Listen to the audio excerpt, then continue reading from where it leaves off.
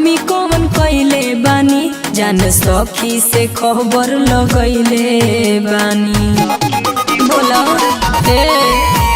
बोला प्यार में हो कमी कौन कैले बानी, जान सखी से खबर लगैले बानी।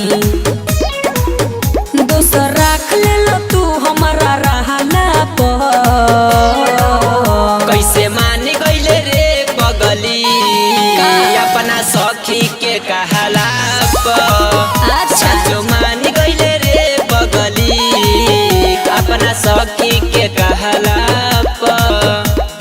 तोरा का लागल रे? हमरा उहे लागल जौन तू समझता रह।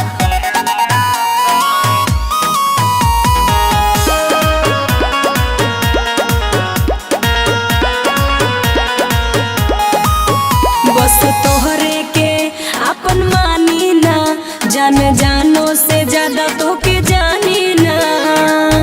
बोला तब धोखा काहे देता रह? तोहर सखी तबाड़ी सखी हो, अच्छा। नजर हमरे पर तारी रखी हो। तो और कमी नहीं है, हम लाचार बनी तोहरा के चाहला पर। कैसे मान गईले रे पगली अपना सखी के कहला साचो मान गईले रे पगली अपना सखी के कहला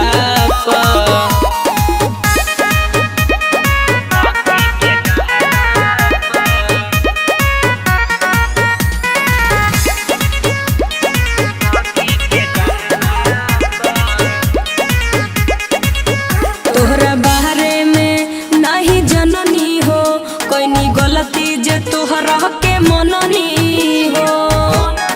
हम तो बुझाता हत्या कली अपन।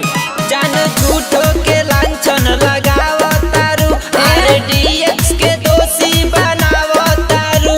ई बात बा कि साहत नहीं के सर्विस हो सहाला पर।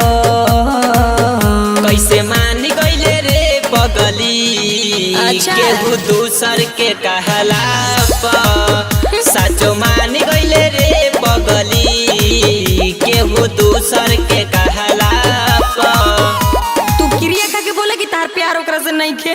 रे पगली हम तोरे है तोरे रहब।